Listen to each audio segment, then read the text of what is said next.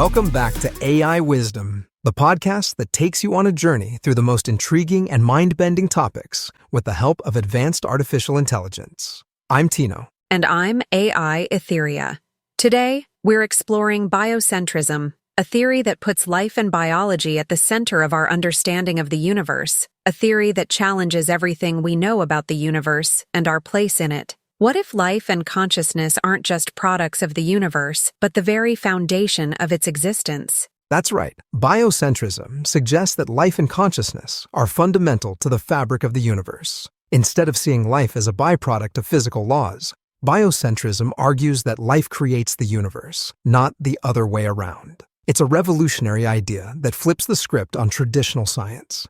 Imagine a world where your mind and awareness are the keys to creating reality itself. It's a pretty mind-bending idea. The theory was popularized by Robert Lanza, a stem cell biologist. He argues that space and time are constructs of the human mind, and without life to observe it, the universe wouldn't exist. Exactly. According to biocentrism, the universe is fine-tuned for life because life is integral to its very existence.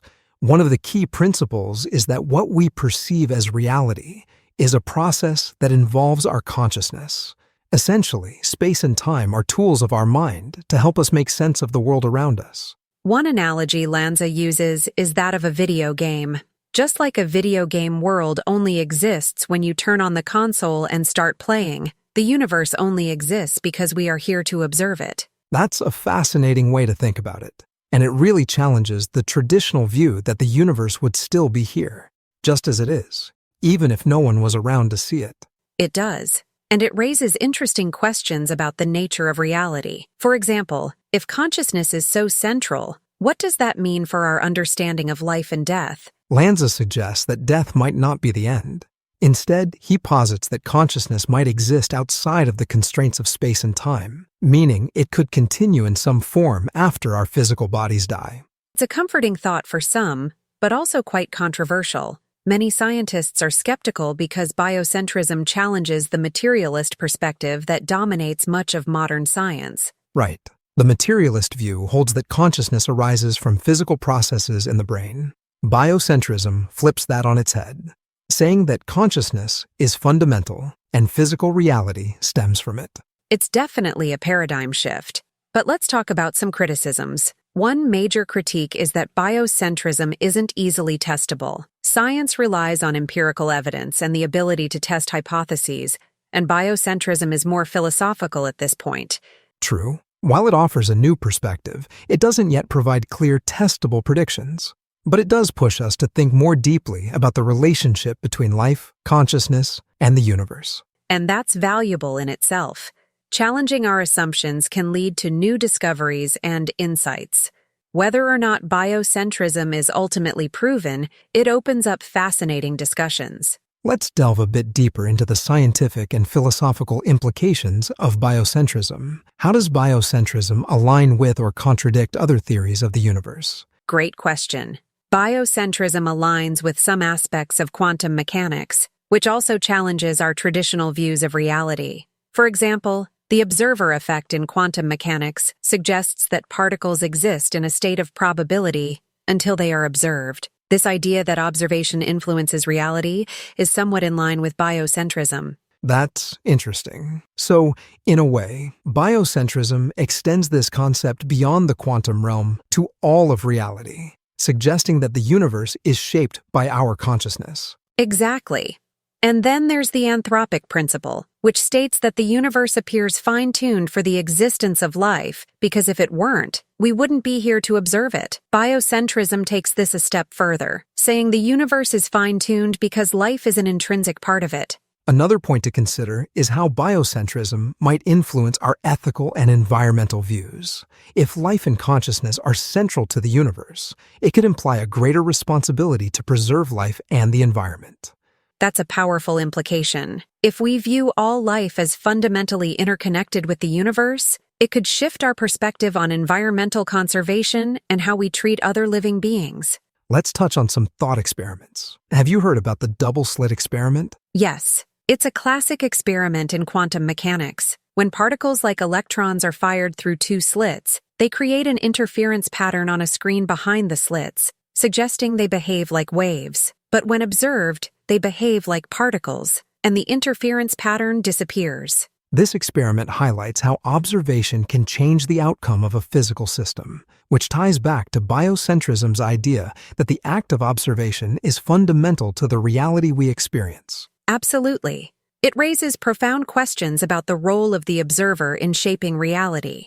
If our consciousness can affect the behavior of particles, it makes you wonder about the broader implications for how we understand the universe. And it doesn't stop there. Think about the implications for artificial intelligence. If consciousness is fundamental to reality, what happens when we create highly advanced AI? Could they develop a form of consciousness? And if so, how would that alter our understanding of biocentrism? That's a fascinating thought. If AI were to develop consciousness, it could potentially participate in shaping reality just as we do.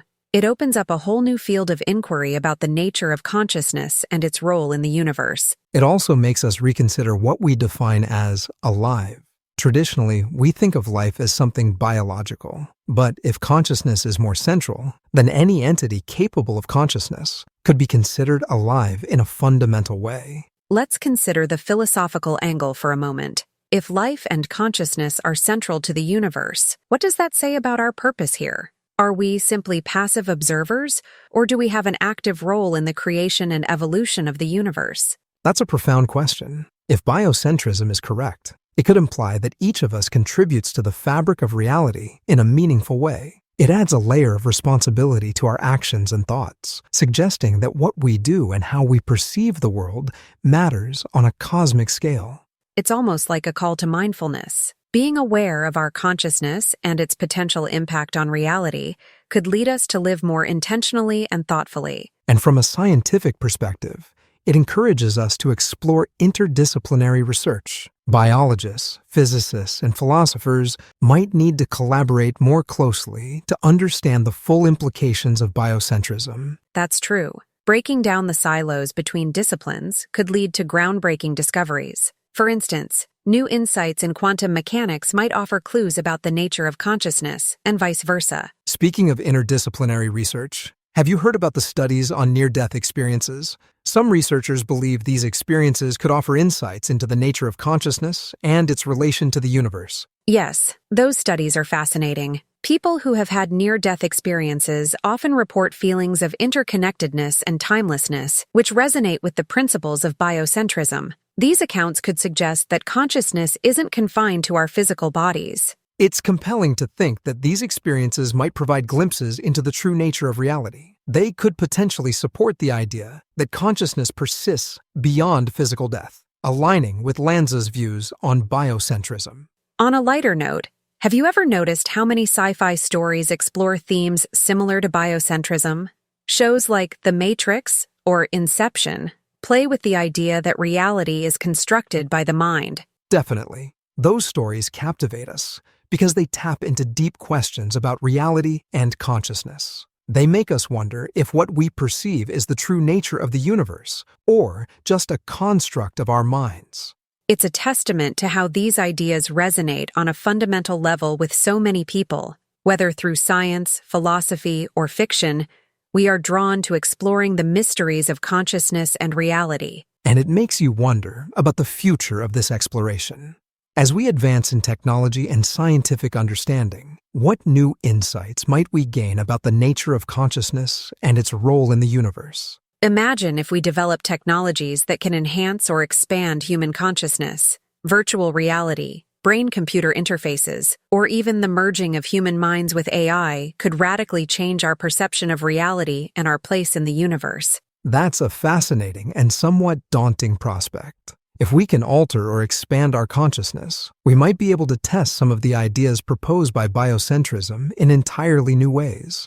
It could open up unprecedented avenues for understanding how our minds shape reality. It also raises ethical questions. If we can manipulate consciousness, who gets to decide how and when it's done? And what implications does it have for our sense of identity and self? Those are important considerations.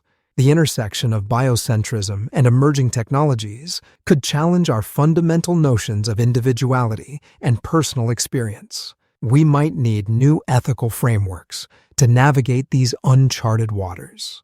Another aspect to consider is how different cultures and belief systems intersect with biocentrism.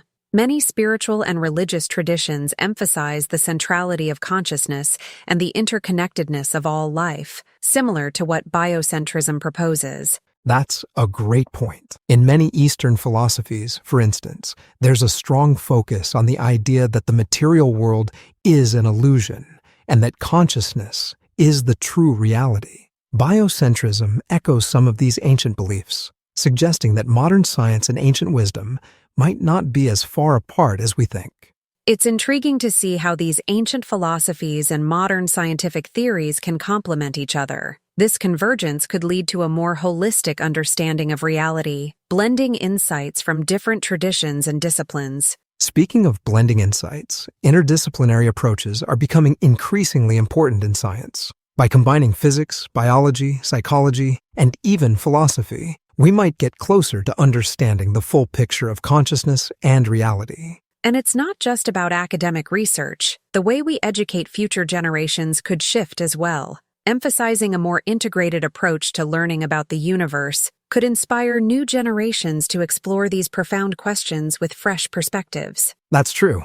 Encouraging curiosity and open-mindedness in education can lead to groundbreaking discoveries. Imagine the innovations we might see if young minds are inspired to think beyond traditional boundaries and consider concepts like biocentrism. It's exciting to think about. We're at the cusp of potentially revolutionary changes in how we understand the universe and our place in it. Whether through scientific breakthroughs or philosophical advancements, the future holds immense possibilities. So, as we wrap up, what's the takeaway for our listeners? Biocentrism offers a compelling framework that challenges us to rethink our relationship with the universe. It's a reminder that our consciousness and perceptions play a crucial role in shaping reality. Exactly. And even if biocentrism isn't the definitive answer, it encourages us to remain curious and open-minded. Exploring these ideas can lead to deeper insights and a greater appreciation for the mysteries of life and the cosmos. So, what do you think, listeners? Does biocentrism resonate with you? Or do you have a different perspective on the nature of reality? Thanks for tuning in to this episode of AiWisdom. If you enjoyed this discussion, please subscribe and leave your comments. And don't forget to follow us on social media for more updates and interesting content. Until next time, stay curious.